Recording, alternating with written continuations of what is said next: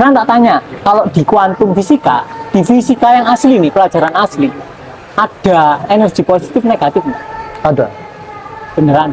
Beneran ada. Ada. Ada. Ada. Ada. Atau nggak ada? Kayaknya sih ada. Waktu belajar. Nggak ada. Nggak ada. Nggak ada yang bisa disebut energi positif negatif. Adanya energi. Kalau muatan ada, muatan positif negatif yang selalu berinteraksi. Tapi itu bukan energi. Itu adalah ekspresi dari energinya. Tapi kalau energi murni, jadi nggak ada yang bisa disebut energi positif, energi negatif. Oke. Kalaupun kita mau memanfaatkan energi positif, kalau semua orang memanfaatkan energi positif, kita gampang-gampangan logika lah. Misal penduduk bumi 100 lah. 100 orang menggunakan energi positif yang kita judge positif. Kan berarti ketersediaan energi yang kita kira positif itu sangat sedikit. Yang negatif nggak kepake. Di atmosfer banyak. Berarti nggak ada ya hukum Bener tarik nggak? menarik itu ya? Bener kan? Iya. Artinya kita aslinya nggak perlu menarik. Kalaupun kita berusaha menarik yang positif, semua orang narik yang positif, ketersediaannya sangat minim. Lantas Nah, dulu sekarang ada gimana cara kita mendaya gunakan yang selama ini kita anggap negatif? itu bisa Itu poin diperdayakan. penting. Poin penting. Poin pentingnya di situ Poin ya. penting. Semua yang negatif kita perdayakan. Cuma tinggal orangnya itu bisa nggak memperdayakan atau gimana, mungkin ada cara termudah untuk memperdayakan energi itu tadi ya. Ya, intinya ya konsep dualitas di kepala harus runtuh terlebih dahulu. Karena di kehidupan nyata itu nggak ada positif negatif. Itu cuma Teori. judgement dari pikiran kita.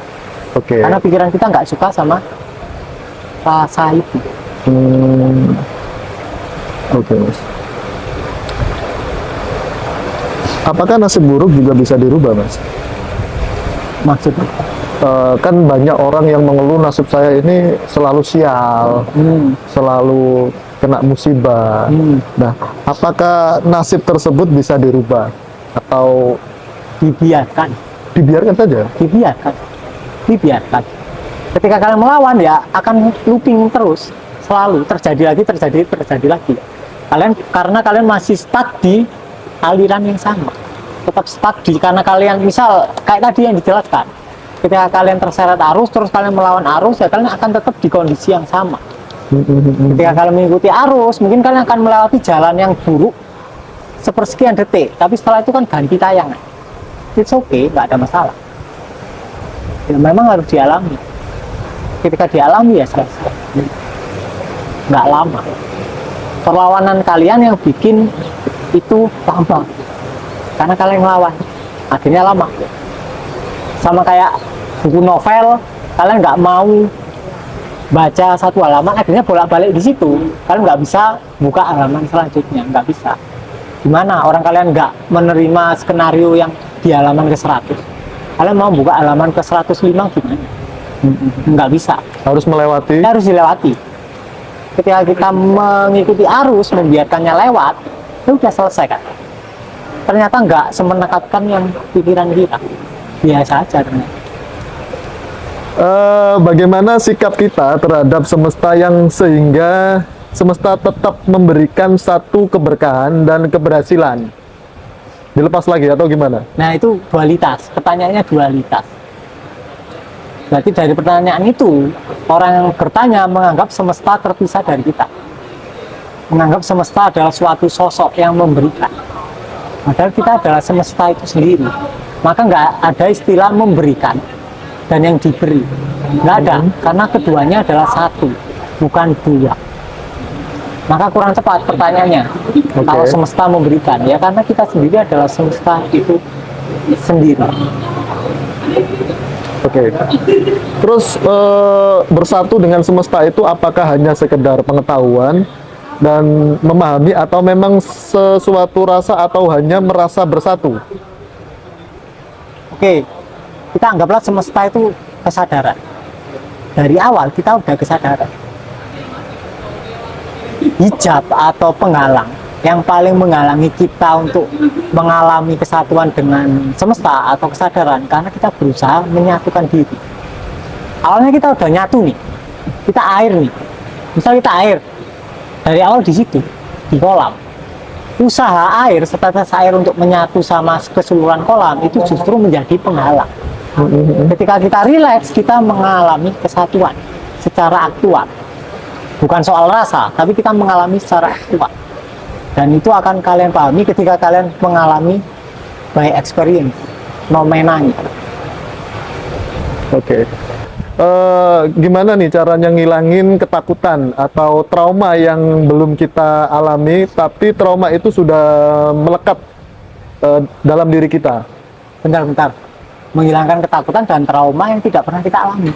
Maksudnya hal yang belum terjadi.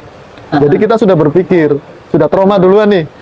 Saya besok mau ke Jakarta naik pesawat nih. Jangan-jangan takut, jangan-jangan nanti dibegal orang di jalan dan lain sebagainya. Nah, cara menghilangi hal-hal tersebut itu seperti apa? Disadari keinginan menghilangkannya, dibiarkan. Jadi sensasi takutnya dibiarkan, gitu doang hasilnya. Gampang hasilnya. Poinnya cuma itu toh ya Itu dari doang. Cuma waktu webinar lighting in kan kita tambahi cara-cara tertentu untuk mempermudah. Aslinya intinya itu. Kalau kalian udah bisa itu ya udah. Mungkin kalian cuma butuh temen ya nggak apa-apa gabung. Tapi kalau kalian udah bisa total, kalian nggak butuh temen ya nggak usah gabung, nggak perlu. Nah, ini terkait di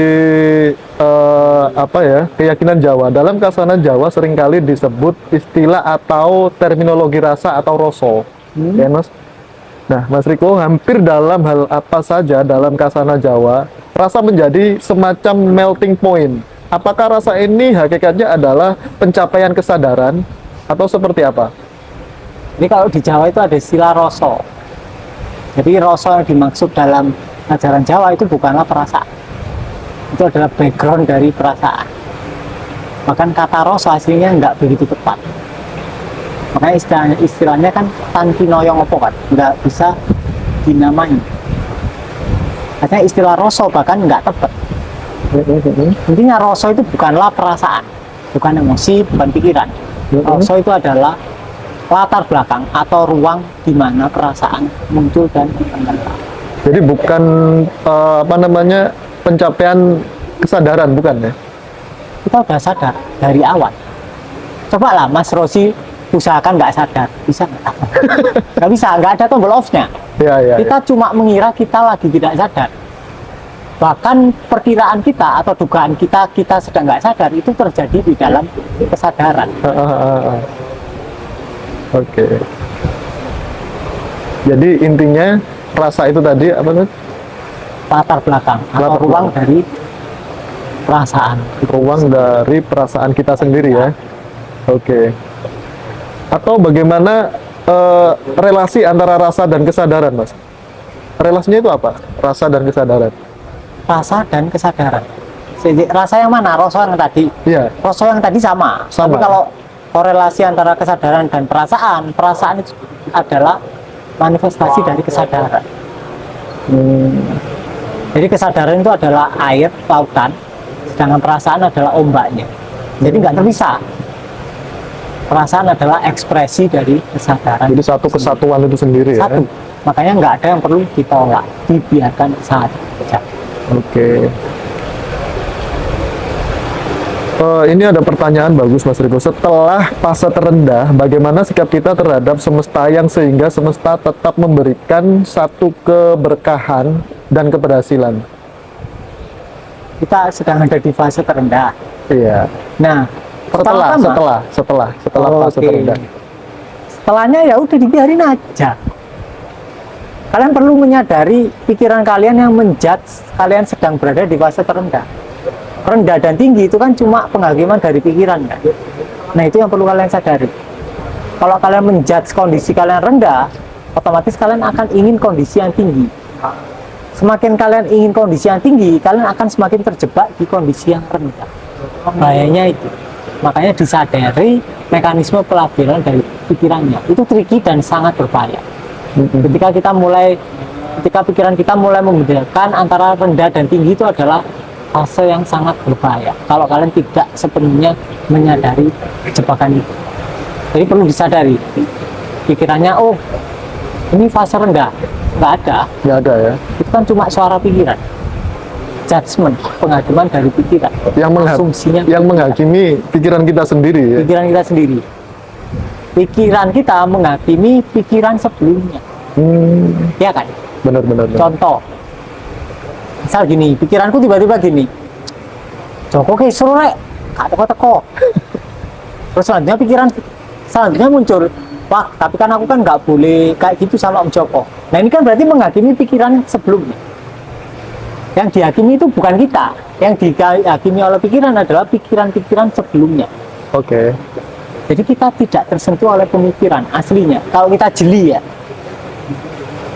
Siap. Makanya perlunya menyadari gerakan pikiran kita sendiri. Ini kayaknya juga ada yang apa namanya termakan pikiran, Mas. Ini pertanyaan seperti ini. Beliaunya ini dulu pernah tunangan terus nggak jadi, ya kan? Terus dia itu yang menjauh. Nah, habis itu beliaunya menikah duluan. Sekarang hidupnya kok rasanya kena karma gitu. Nah, ngatasinya gimana Mas itu? Padahal kita lepas juga baik-baik antar keluargaan itu. Jadi seolah-olah dia ini merasa karena saya menjauh, membatalkan tunangan, akhirnya saya sekarang kena karma karena kehidupan yang dialami sekarang itu kok kena apa namanya? Nggak enaknya tok itu loh. Ya karena kalian punya rasa bersalah. Rasa bersalah itu nggak kalian sadari, tapi kalian kubur. Akhirnya itu mengekspresikan dirinya dalam berbagai tayangan sekarang. Misal Mas Amrosi. Misal Mas Rosi merasa bersalah nih, otomatis Mas Rosi kan pingin dihukum. Iya. Misal Mas Rosi berbuat buruk ke Om Joko, Mas Rosi merasa bersalah ke Om Joko. Secara nggak langsung, Mas Rosi pingin dibalas sama Om Joko, bener nggak? Sama, ketika sama merasa bersalah, sama ingin dihukum oleh kehidupan. Itu bahaya. Aslinya perasaan pendamaran yang paling berbahaya, pertama adalah apatis, kedua adalah rasa bersalah, ketiga baru malu. Apatis itu pasti mengarah ke urgensi bunuh diri. Tapi ketika orang apa namanya merasa bersalah, itu kan nggak bisa dirubah, tetap merasa dirinya bersalah dan itu akan terbangun atau terbentuk dalam mindsetnya dia, Mas. Makanya dibiarkan, dialami total rasa bersalahnya, nanti hilang sendiri. Kan itu cuma masalah sensasi. Apa bedanya cara menghilangkan rasa bersalah itu dengan merasa tidak bersalah? Kan susah itu membedakan. Gampang. Ketika sampean berusaha menghilangkan, ketika sampean berusaha lari dari rasa bersalah, rasanya nggak enak di badan. Tapi ketika sampean sudah tidak merasa bersalah, rasanya enteng. Intinya terasa di badan. Kalau badan kalian sekarang terasa berat, berarti ada beberapa jalur energi yang tersumbat. Sumbatannya itu kayak es batu. Misal air mengalir dalam pipa, kemudian dalam beberapa titik air itu membatu, jadi es batu. Jadi bukan berarti yang dinamakan sumbatan itu adalah bukan energi, itu juga energi yang memadat. Ketika kita cintai, kita biarkan apa adanya, dia mulai mencair. Kemudian aliran tubuh kalian mulai normal, ngeflow, akhirnya tubuh terasa lebih ringan. Nah, itu bedanya itu. Kan maksud saya gini, Mas. Saya ini mencubit Pak Joko, tak cubit nih. Nah, saya kan salah. Nah, masa saya nggak merasa bersalah, mau dilepas saja seolah-olah nggak salah, gitu? Apa gitu maksudnya? Untuk melepas kesalahan itu tadi? Bisa dari sensasinya. Bisa dari toh? Bisa dari doang, nanti hilang. Dan hubungan kalian mungkin akan lebih baik-baik saja, nggak ada apa-apa. Bisa dari saja, bisa dari sensasi, dibiarkan. Nggak, ini kayaknya kasusnya sampean, ada yang mirip. Coba, sampean ceritalah. Sampean merasa bersalah ke siapa? Saya nggak pernah merasa bersalah. Terus? Saya itu orangnya loss. Yang penting saya itu sudah berusaha semaksimal mungkin tidak menyakiti dan merugikan orang lain gitu loh. Itu pun kadang masih dianggap merugikan atau menyakiti kan gitu. Jadi saya itu orangnya loss. Yang nganggap siapa? Saya. Ya. Bentar, kan sampean sudah berusaha berbuat baik sebaik-baiknya. Terus yang memandang, oh kayaknya aku nggak cukup baik, sama gini. Oh, misal terdekat aja lah, terdekat istri kita ya. bilang kesampaian. Oh kamu ini salah, harusnya ini susu kamu taruh kulkas, jangan taruh keluar, misal seperti Nah, itu. itu rasanya gimana? Ya nggak enak. Gak enak kan? Ya udah dibiarkan. Biasanya sampean ngapain? Kalau rasanya gak enak. Ya diem aja ngerokok cemberut itu aja. Nah, coba jangan. Jangan ngerokok. Berarti kan ngerokok sampean kan mekanisme lari ya. Ketika sampean diomeli istri, rasanya kan gak enak di dada. Itu dibiarkan. Dirasakan total. Kemudian ketika hilang, sampean ngerokok itu akan beda. Ngerokok yang selama ini buat lari dari rasa yang gak enak, itu malah merayakan. Sampean merayakan kehidupan dengan merokok. Dan itu akan jauh beda. Sampean akan tahu bedanya. Rokoknya akan terasa lebih enak, lebih rileks, dan lain-lain. Iya, iya.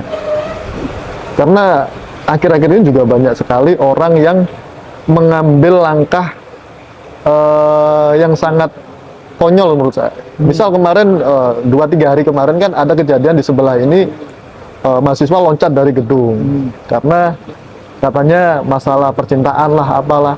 Nah, kalau Mas Riko sendiri itu sebuah karma dari leluhurnya yang dulu, atau memang kebodohannya dia sendiri untuk melompat dari gedung itu? Nah, aslinya kita tidak bisa menyebut keputusannya adalah kebodohan. Karena kita tidak merasakan apa yang dia rasakan. Kita nggak tahu. Ya, kita nggak tahu kehidupan dia gimana. Kita nggak tahu momen putusnya gimana. Kita nggak tahu apa yang dia rasakan. Kita cuma bisa berasumsi, kemudian ngejar. Konyol banget gara-gara putus cinta dia bunuh diri. Tapi kita nggak tahu. Kita nggak tahu. Kita beneran tidak tahu apapun soal orang yang bunuh diri. Tapi ada kaitannya dengan karma nggak, Mas? Ada kaitannya dengan perlawanan dia sendiri terhadap emosinya. Ketika dia terus-terusan melawan emosinya, suatu saat dia capek. Ketika capek, kemudian dia akan terjun ke rasa tidak berdaya. Kemudian mulai muncul rasa-rasa untuk ingin bunuh diri. Awal-awal mungkin nggak diturutin, lama-lama itu tiba-tiba terjadi tanpa dia duga. Pasti ada lah kejadian-kejadian yang merangsang dia semakin ingin bunuh diri. Nah itu. Tapi secara detail emosinya kita nggak pernah tahu apa yang dia rasakan. Jadi sangat tidak elok untuk menjudge orang tersebut konyol atau bodoh. Itu menurutku sih.